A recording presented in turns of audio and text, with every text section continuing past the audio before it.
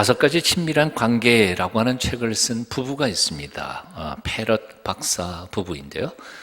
그 양반은 두 공저입니다. 부부가 썼는데 그 책에 보면 인생을 행복하게 만드는 것은 성공이나 아니면 돈 많은 재물이나 아니면 잘생긴 외모나 또는 인기 명예가 아니라 친밀한 관계다. 그렇게 설명을 했습니다.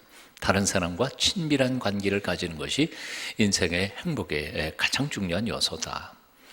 그러면서 그는 그 친밀한 관계 중에는 5가지의 영역이 있다. 그렇게 가르쳤습니다. 그 첫 번째 영역이 나 자신과의 관계, 두 번째가 가족 관계, 세 번째가 친구 관계, 네 번째가 사랑하는 사람과의 관계, 그리고 5번째가 인간의 실존인 하나님과의 관계. 이렇게 5가지 영역이 있다 그랬습니다. 근데 실제로 가만히 생각해 보면 그렇습니다. 자기 자신과 한평생 싸우는 사람이 있습니다.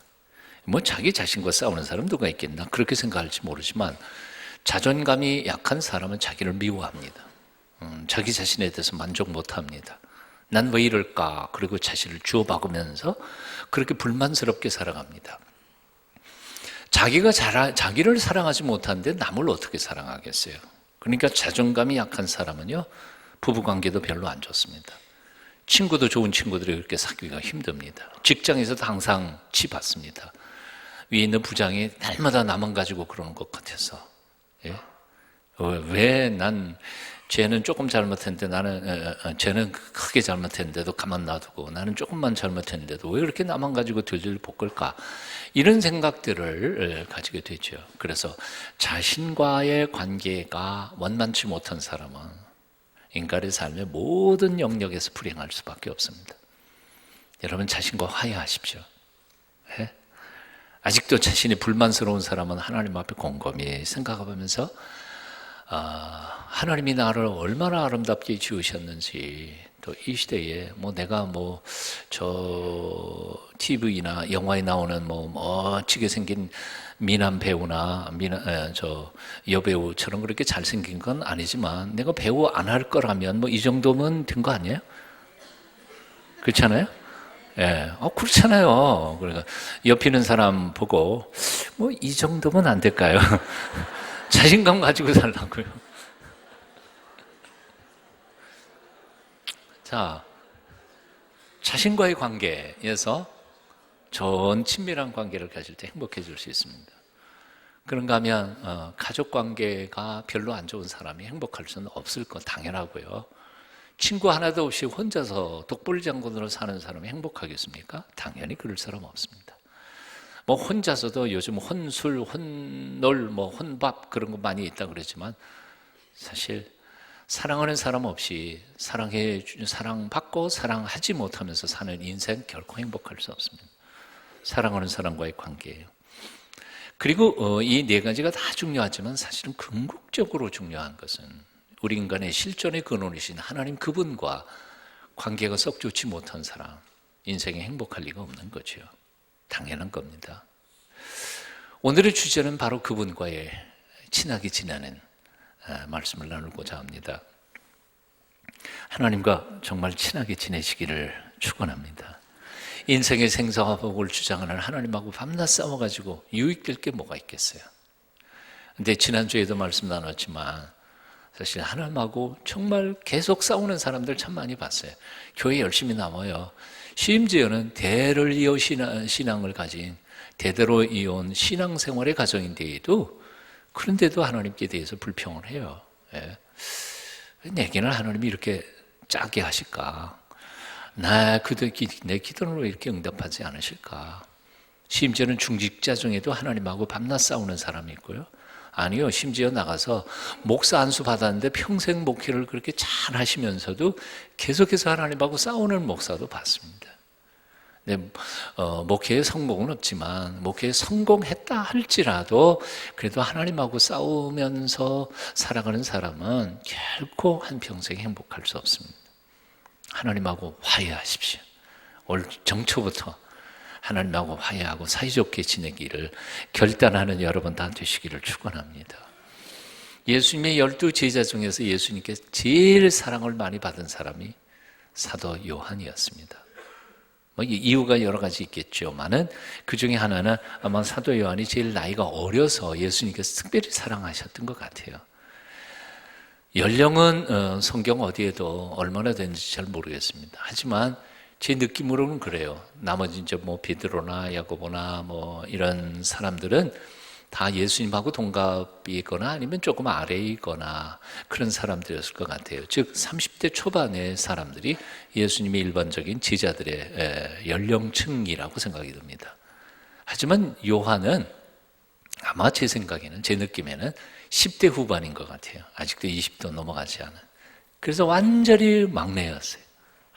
완전히 막내 동생처럼. 그래서 마지막 성만찬 때 요한이 예수님 품에 안겼다, 그런 얘기도 기록이 나와 있지 않아요? 막내처럼 아주 그렇게 귀하게. 그리고 요한복음, 사도 요한이 요한복음을 썼습니다만 요한복음 속에 보면 곳곳에 숨은 힌트 같은 것들이 숨어 있어요.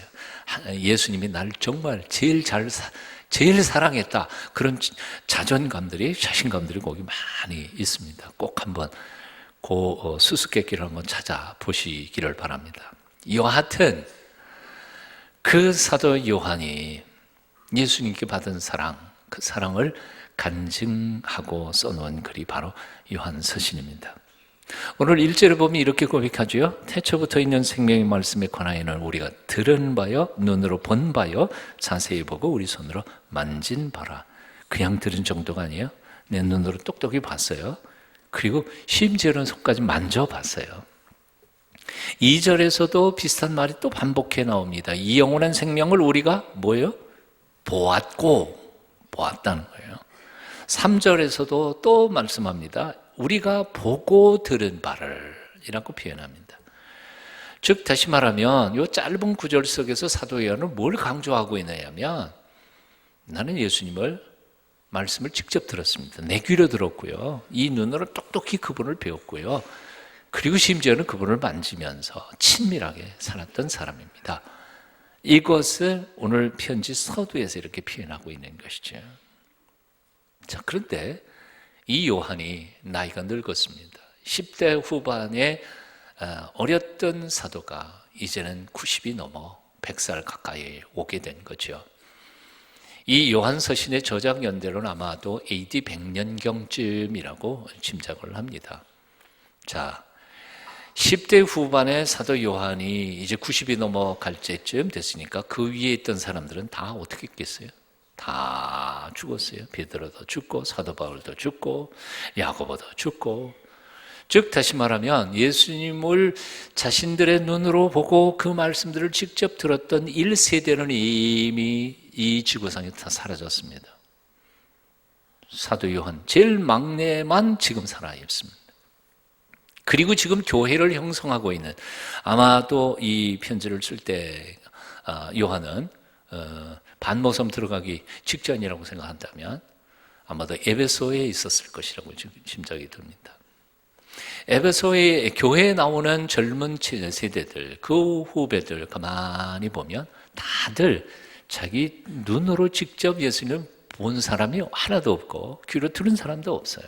다 어떤 사람들인가 하니 들어 그래서 알고 믿게 된 사람들입니다. 쉽게 말하면 그들은 사람들에게 전해준 풍월로 예수님을 배운 사람들이었습니다. 부모 따라 교회 다니고 습관적으로 문화적으로 예수 믿는 사람들만 이제는 세상에 남게 되었던 것이죠. 그래서 그들은 하나님 앞에 예배도 드립니다. 그리고 성경 공부도 열심히 합니다. 하지만 때때로 그들의 마음속에 자신들이 듣는 말씀에 대하여 의심하기도 했을 것입니다. 정말 예수님이 무리를 걷긴 걸었을까? 그 환각 아니야? 잘못 봤던 건 아니었을까? 정말 동정녀 마리아에게서 태어나셨을까? 정말 그분이 하나님이셨을까? 하나님은 정말 지금도 살아계시는 것일까? 정말 예수님이 나 같은 것을 위해서 십자가에 못 박혀 죽으신 게 맞을까? 복음을 들으면서 배우면서도 그들은 마음 한쪽 구석에서는 이런 의심들을 할 수밖에 없었을 것이라고 생각합니다. 1세대는 이미 사라졌고 저 할아버지 하나밖에는 남은 게 없으니까. 그런 후배들, 그런 젊은이들을 바라보면서 사도 요한은 기가 막히고 답답했을 것입니다. 살아계신 예수님, 그분이 지금도 눈에는 보이지 않지만 영으로 예배 가운데 오셔서 영광을 받으시는데 그분에 대한 의식은 하나도 하지 않은 채 그분의 말씀을 들으면서 그 말씀을 무슨 윤리적 도덕적인 교훈처럼 배우는 사람들, 그래서 신앙의 생명력을 잃어버리고 예전에는 주님을 만나는 감격으로 기도하고 뜨겁게 부르짖었는데 이제는 형식만 남고 습관만 남은 그 크리스천들의 삶을 보면서 사도 요한은 가슴이 무너지는 것 같았을 것입니다. 그래서 그는 굴을 무릅쓰고 펜을 들은 겁니다. 자신이 분명하게 귀로 들었던 그 말씀, 눈으로 똑똑히 보았고 직접 손으로 만졌던 그 예수 그리스도, 그분에 대하여 가르쳐 주려고요. 그리고 그분은 배우는 게 아니라 만나는 것이고, 그분은 지금도 우리 가운데 와 계시니까 그분과 사귀고 교제하고 그분과 친밀한 관계를 이어가야 한다는 것을 가르쳐 주기 위하여 이 요한서신을 쓴 것입니다. 이런 이유 때문에 오늘날 우리에게도 이 요한서신은 얼마나 소중한 책인지 모릅니다.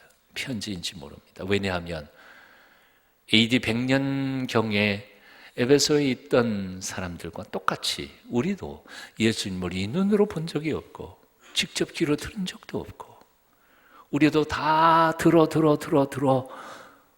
그냥 아버지 따라 교회 나오고 엄마 따라 교회 나온 사람들이기 때문에 그렇습니다.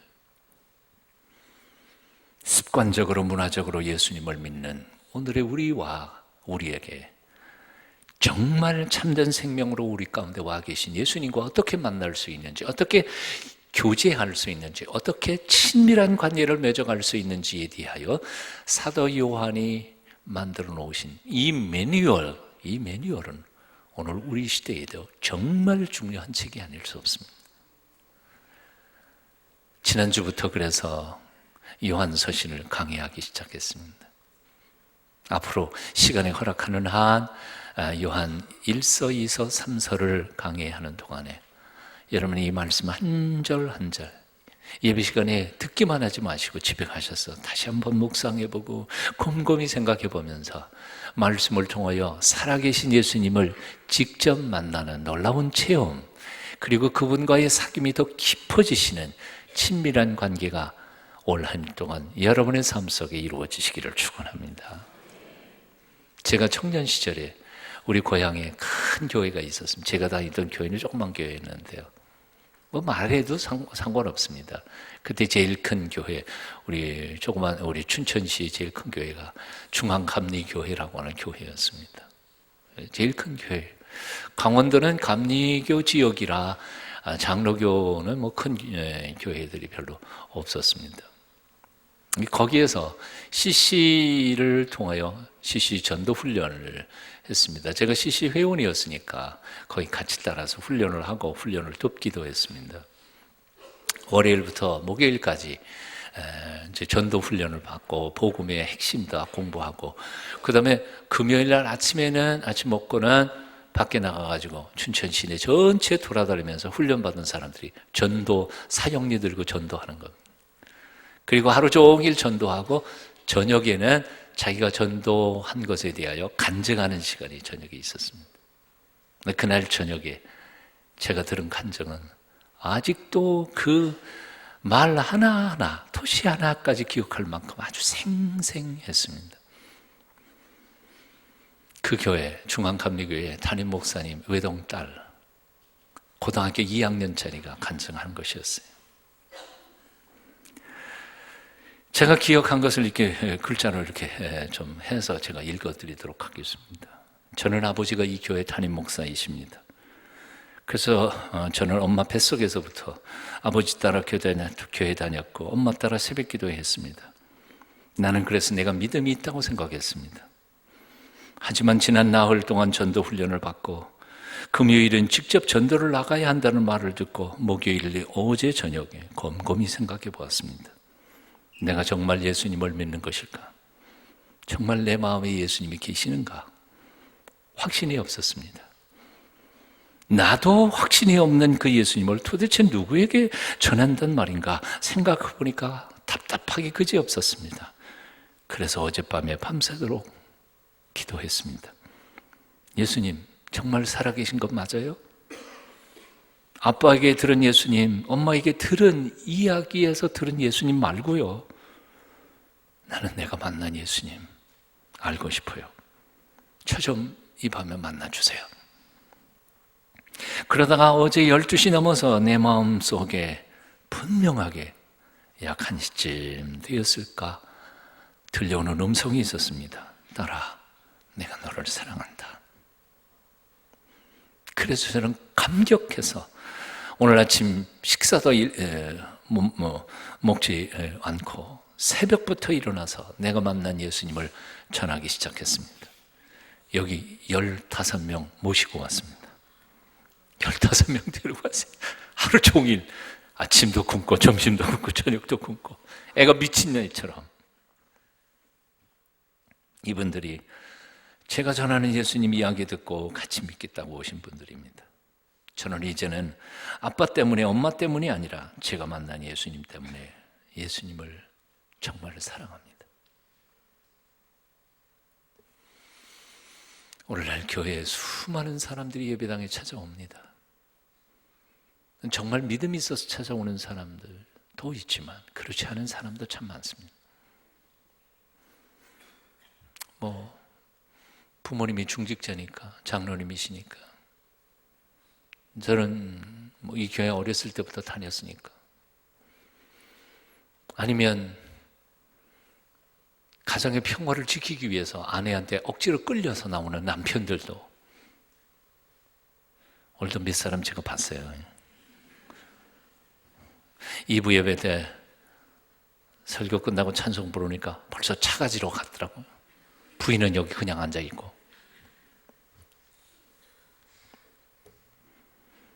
친구 따라 들러리로 나온 사람도 있습니다. 나는 그런 모든 분들이 올 한 해 동안 정말 마음의 눈을 열어 예수님을 만날 수 있게 되었으면 좋겠습니다. 저의 올 한 해 2017년의 기도 제목, 가장 중요한 기도 제목, 동순교회 교인들은 단 한 명도 빠짐없이 예수님을 만나게 해주세요. 그리고 그 예수님과 친밀한 관계를 경험할 수 있게 해주세요. 그렇게 되시기를 축원합니다. 그래서 가슴 벅차고 정말 신나고 행복한 한 해를 보내실 수 있게 되기를 빕니다. 어떻게 하면 예수님을 만날 수 있을까? 어떻게 하면 예수님과 친밀한 관계를 유지할 수 있을까? 사도 요한은 3가지를 오늘 본문에서 가르쳐주고 있음을 봅니다. 그 첫 번째가 들으라 하는 겁니다. 듣는다는 겁니다. 오늘 1절에서도 3절에서도 사도 요한은 이렇게 말합니다. 들었다는 거예요. 내 귀로 들은 거예요. 분명히 내가 들었어요. 듣는 것은 믿음의 시작이에요. 어떤 사람하고 친하게 지내려면요, 제일 먼저 해야 할 일이 뭔지 아세요? 상대방의 말을 잘 듣는 것부터 시작해요. 상대방을 오해하고 상대방에 대해서 잘 알지도 못하면서 그 사람과 친하게 지낼 수는 없는 법이에요. 부부간에 가장 큰 문제가 생기는 이유가 뭔지 아세요? 상대방의 말에 주의 깊게 잘 듣고 있지 않아요. 한 번 들으면 뭐라 그러는지 알아요? 그거 한 번 더 들으면 10,000번이다. 그런 소리만 하고 잘 안 들어요. 왜 10,000번을 반복해서 얘기할까요? 안 들었으니까. 상대방이 못 알아들었다고 생각하니까 10,000번을 얘기하는 거예요. 그러니까 그게 잘못이 상대방 잘못이에요? 자기 잘못이에요? 이건 자기 잘못이에요. 예배당에 주일날 한 번 나오는 사람, 오늘 이렇게 은혜를 받았다 할지라도요, 월요일부터 토요일까지 세상에 나가 사는 동안에 다 까먹어요. 그래서 다음 주에 오면 지난주에 뭐 들었던가? 솔직히 생각해 보세요. 지난주에 뭐 들었는지 다 기억하시네. 그러니까요, 일주일에 한 번씩 예배당에 나오는 사람은 한 번 듣고 월요일부터 토요일까지 다 까먹고 그 다음 주에 또 와서 새롭게, 전혀 새롭게 또 한 번 듣고 또 가서 다 까먹고 또 그 다음 주에, 그러니까 20년, 30년을 믿어도 하나도 남는 게 없어요. 그래서 처음부터 처음 질문이 계속 있어요. 하나님이 계실까? 나 같은 거 십자가 못 박혀 돌아가셔 죽으신 게 진짜일까? 예수 참 믿을 때 질문은 아직도 30년 믿었는데 아직도 그러고 있어요.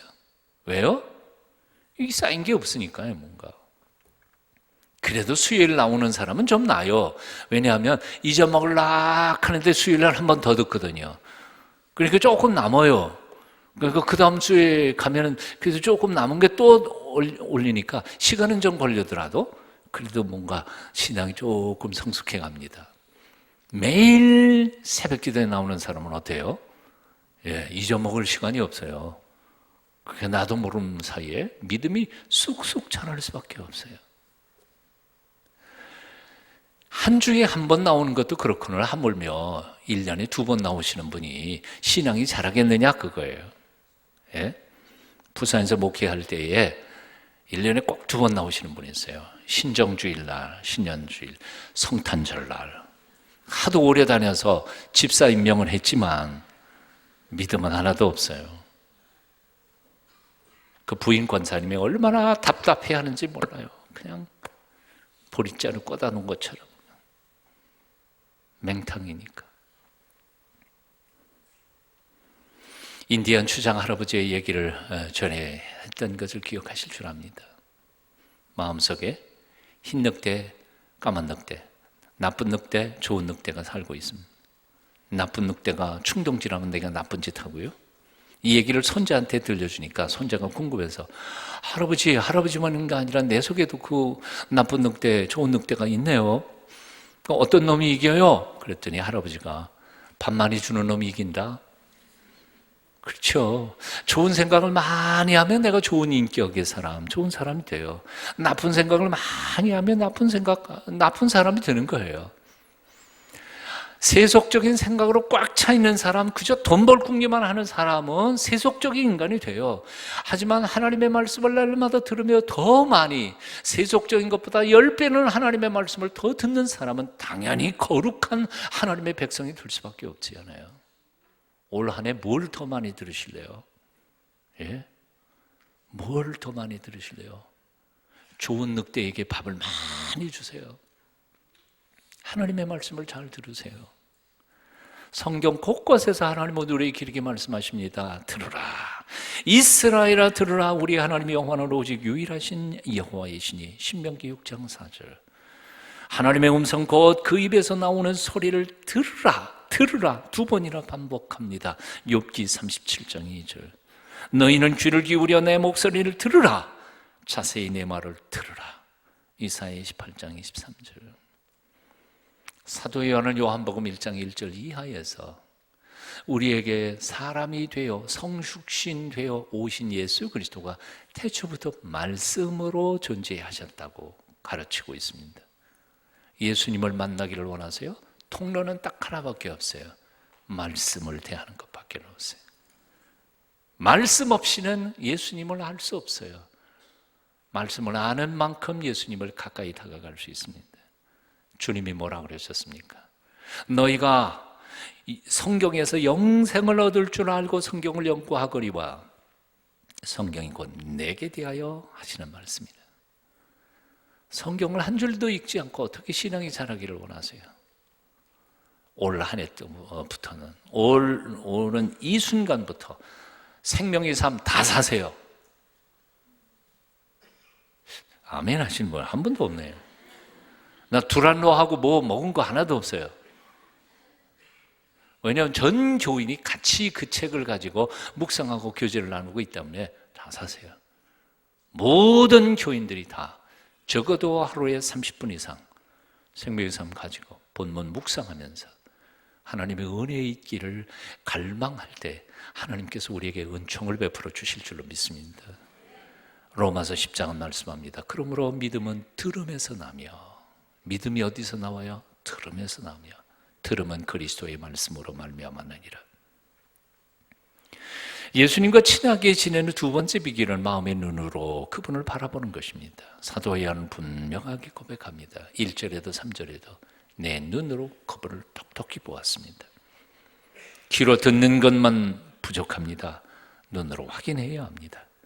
재물에 눈이 멀었고 세속의 먼지로 더럽혀진 눈을 깨끗이 씻고 거룩한 양심으로 하나님을 바라보는 훈련을 하셔야 합니다. 우로를 앙바랄망 앙망하라. 성경에는 수도 없이 많은 구절 속에서 그렇게 명령하고 있습니다. 여호와여 우리에게 은혜를 베푸소서. 우리가 주를 앙망하오니 주는 아침마다 우리의 팔이 되시며 환난 때에 우리의 구원이 되소서. 시편 38편입니다. 나는 제비같이 악같이 지적이며 비둘기같이 슬피 울며. 한번 따라해 보실래요? 내 눈이 쇠하도록 앙망하였나이다. 내 눈이 쇠하도록? 현대인 번역에 보니까 내 눈이 멀 만큼 하나님을 바라보았습니다. 얼마나 하나님을 바라보았으면 멀어버렸어요. 하나님을 멀 만큼 하나님을 바라보았습니다. 여러분, 설교하는 목사가 설교할 때 누가 제일 눈에 띄는지 아세요? 예? 이렇게 많은 사람들이 있지만 눈에 띄는 사람들이 있어요. 누군지 아세요? 예, 꾸벅꾸벅 조는 사람이요? 눈에 안 띄어요. 예. 눈 부릅뜨고 나를 쳐다보는 사람이 눈에 띌 수밖에 없어요. 예? 그런 사람들의 눈빛이 딱 보이면 와, 겁먹어가지고 저도 실수하면 안 되는데 그러고 열심히 잘하잖아요. 다 잠 잡으세요. 아무렇게나 막 하지. 그런 목사는 없겠지만 하나님의 눈이 누구에게 시선이 가시겠어요? 당연히요. 눈 부릅뜨고 하나님을 향하여 눈을 두는 그 백성들에게 하나님의 눈이 가지 않겠어요? 강아지도 마찬가지더라고요. 강아지 키우는 사람들 보니까 애처롭게 와가지고 주인 쫙 쳐다보면서 밥 줘. 그런 아이가 많이 얻어먹지. 지가 죽거나 말거나 그런 놈은 뭐 별로. 역대하 16장 9절에 보니까 이런 말씀이 있어요. 여호와의 눈은 온 땅을 두루 감찰하사 전심으로 자기에게 향하는 자를 위하여 능력을 베푸시나니. 하나님의 눈이 온 세상을 두루두루 지금 살피고 계세요. 누구를 살펴요? 전심으로 자기를 향하여 바라보고 있는 사람을 살펴요. 찾아내요. 찾아내서 어떻게 하려고요? 당신의 능력을 그를 위하여 베푸신다는 거지. 올 한 해 동안 전심으로 하나님을 바라보는 하나님의 사람들, 눈이 멀 만큼 시편 기자의 말처럼 눈이 멀 만큼 하나님을 바라보는 하나님의 사람들이 다 되시기를 축원합니다. 마지막으로 예수님과 친하게 지내는 세 번째 방법은 바로 손을 내밀어 만지는 것입니다. 사도 요한은 예수님 만졌다고, 내 손으로, 헬라어 원절에 보면 내 손으로가 강조되어 있어요. 내 이 손으로 직접 난 그분을 만져봤다는 거예요. 그건 신화가 아니에요. 뭐 하나님이 환상 가운데 왔다가 예수님께서 왔다가 가버린 거 아니에요. 이제 요한 1서를 공부하시다가 보면 그때 당시에 이단들의 얘기가 나올 텐데요, 이 얘기를 강조하는 이유가 있어요. 그런 이단들이 있었어요. 예수님은 그냥 환상으로 왔다가 가신 분이라고 주장하는 사람들이 있었거든요. 그거는 이제 그 얘기 나온 다음에 하고요. 예수님께서 부활하신 후에 의심 많은 도마에게 이렇게 말씀하셨잖아요. 도마에게 이르시되 네 손을 이리 내밀어 내 손 만져봐. 여기 못 자국 아니야. 손을 끌어서 이 옆구리 한번 찔러봐. 여기 청자국 찔렀던 데 아니냐. 만져보라. 그러면서 믿음이 없는 자가 되지 말고 믿는 자가 되라 라고 말씀하십니다. 다른 제자들에게도 이렇게 말씀하십니다. 내 손과 발을 벗고 나인 줄 알라. 또 나를 만져봐라. 영은 살과 뼈가 없지만 나는 이렇게 있지 않아. 예수님은 실제로 정말 죽음에서 부활하여 이 몸으로 살아나신 분인데 환상이 아니란 말이에요. 그걸 증명하시려고 했던 거예요. 마태복음 9장에 보면 12의 혈루증을 앓던 여인이 군중을 해치고 들어가서 예수님 뒤에 가서 멀리 예수님의 옷자락을 잡습니다. 이유가 뭡니까? 옷자락만 잡아도 자기 병이 날 것이라고 하는 믿음을 가지고요.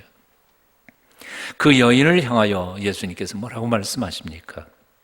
딸아, 안심하라. 내 믿음이 너를 구원하였다. 성경 보니까 마태복음 9장 22절에 여자가 그 즉시 구원함을 받으니라 라고 말씀하셨습니다. 자, 그렇다면요, 2000년 전에 예수님이 계실 때는 이렇게 만들 수 있지만 2000년 지난 지금 우리는 예수님이 하늘로 승천하 계시고 그분의 영신 성령님이 우리 가운데 와 계신데 우리가 어떻게 만져요? 뭘 만져요? 예. 그 예수님을 만진다는 것은 무엇을 의미하는 것일까? 간단해요. 기도의 손을 내미는 것이에요. 기도의 손을 내밀어 기도의 무릎을 꿇어 예수 그리스도 앞에 나아가 그의 도우심을 구하는 거예요. 사랑하는 여러분, 올 한 해 동안 기도의 손을 내밀어 주님의 옷자락을 만지는 경험을 하시게 되시길 축원합니다. 지난주 당회원 수련회 때 어제와 그저께 만났죠. 제가 우리 장로님들 앞에서 드린 말씀이 하나 있어요. 고백이 있습니다. 이거요. 자, 우리가 처한 환경은 너무나 힘들고 어렵고 우리에게 하나님께서 맡겨주신 직책은 너무 무거우니 할 수가 없어요. 그래서 요즘 저희 심정을 이래요. 내 머리로는 안 되니까, 지혜가 부족하니까 하나님의 말씀을 읽을 수밖에 없고요. 하나님의 말씀 속에서 나를 인도하시는 주님의 세미하게 들려주시는 음성을 들을 수밖에 없고요. 내 힘이 부족하니까 하나님의 전능하신 힘 좀 빌려달라고 기도할 수밖에 없지 않아요. 저희 심정이에요. 말씀 묵상과 기도, 이 두 가지가 요즘 제가 사는 비결이에요. 저만 그렇겠어요? 여러분 혼자 여러분의 머리로 얼마든지 지금 여러분의 인생을 살아가겠다 생각하는 사람은 성경 안 읽어도 돼요. 네? 여러분이 힘이 넘쳐나서 얼마든지 하나님 안 도와주셔도 여러분 인생 살 것 같으면요, 기도 안 해도 돼요. 하지만 저처럼 삶의 환경 너무너무 힘들고 미래는 예측할 수 없고 내 머리로는 지혜가 모자라서 판단할 수 없고 아무리 뛰고 달리고 애를 써도 내 힘으로는 이 일들을 감당할 수 없는 이 순간에는 말씀을 읽을 수밖에 없고 말씀 속에 주님의 음성을 듣기를 열망할 수밖에 없고 기도할 수밖에 없다고요. 사랑하는 여러분, 올 한 해 동안 두 가지, 이 두 가지 핵심이에요. 말씀 묵상과 기도를 통하여 세상을 넉넉히 이겨가는 주의 백성들이 다 되실 수 있기를 축원합니다. 말씀 묵상과 기도 강이 뭐예요? 이건 간단해요. 말씀 묵상 따로 있고 기도가 따로 있는 게 아니에요.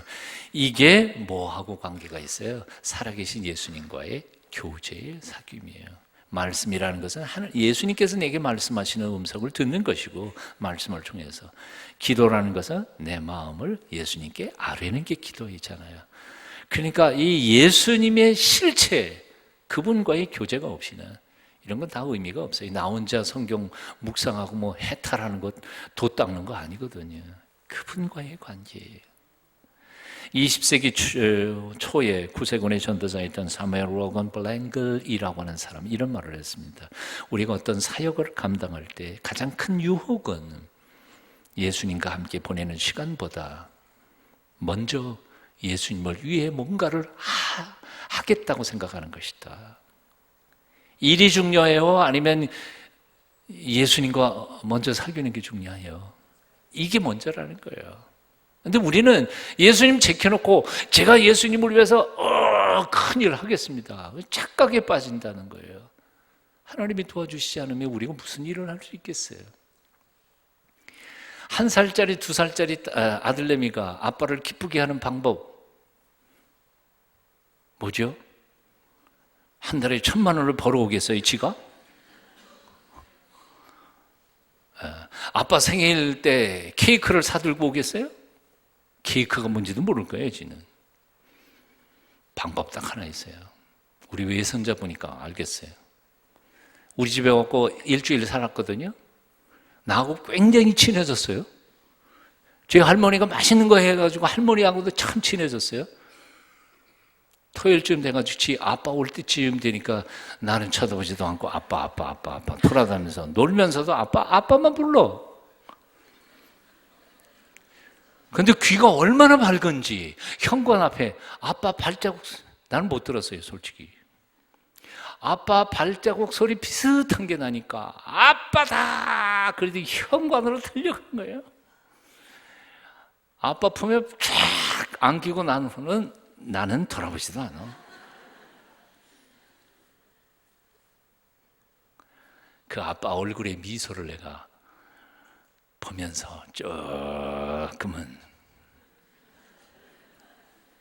근데 아빠가 언제 기뻐요? 예. 그 2살짜리 아들내미가 뭐 보러 와야 기뻐요? 아니요. 아빠하고 함께 있는 그 기쁨. 나는 아빠하고 함께 있는 게 너무 좋아. 이런 모습이 아빠로 하여금 힘이 나게 하는 거예요. 하나님이 언제 기뻐하실 것 같아요? 뭐 교회 10개를 건축하면 하나님이 기뻐하실 것 같아요? 아니요. 하나님 아버지, 나 아버지가 좋아요. 하나님 너무 좋아요.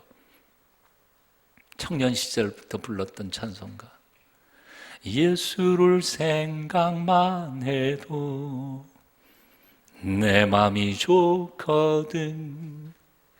그 얼굴 배울 때에야 얼마나 좋으랴. 이 좋으신 예수님, 올 한 해 동안에 기도와 말씀을 통하여 자주 만나 뵙게 되시기를 축원합니다. 우리 주님께서 이런 생각을 해와 가끔 사람들이, 나는 정말 주님을 만나고 싶어, 주님과 친하게 지내고 싶어. 근데 주님께서도 나하고 친하게 지내고 싶으실까? 여러분 어떻게 생각하세요? 내가 주님과 친하게 지내고 싶은 마음보다 주님께서 나하고 친하게 지내고 싶은 말이 아마 10,000배는 더 클 거예요. 그것을 요한복음 15장 5절 이하에서 예수님께서는 이렇게 표현하셨습니다. 제가 읽어드릴게요. 나는 포도나무여 너희는 가지니 내가 내 안에 내가 내 안에 거하면 열매를 많이 맺나니 나를 떠나서는 너희가 아무것도 할 수 없습니다.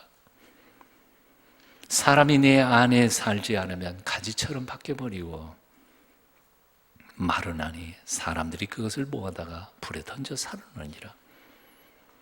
너희가 내 안에서 살고 내 말씀이 너희 안에서 살게 되면 무엇이든지 원하는 대로 구하라. 그리하면 다 이루리라. 너희가 열매를 많이 맺으면 내 아버지께서 영광을 받으실 것이고 너희는 내 제자가 되리라. 아버지께서 나를 사랑하신 것 같이 나도 너희를 사랑하였으니 제발 내 사랑 안에 살아다오.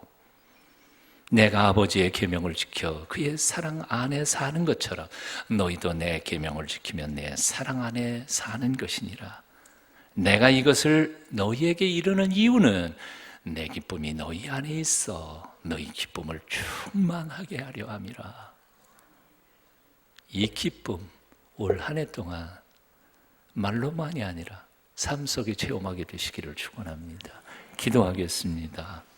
새롭게 다시 시작할 수 있는 새해를 주신 하나님을 찬양합니다. 무엇보다도 먼저 주님과 깊은 교제가 펼쳐지는 한 해로 살기를 소원합니다.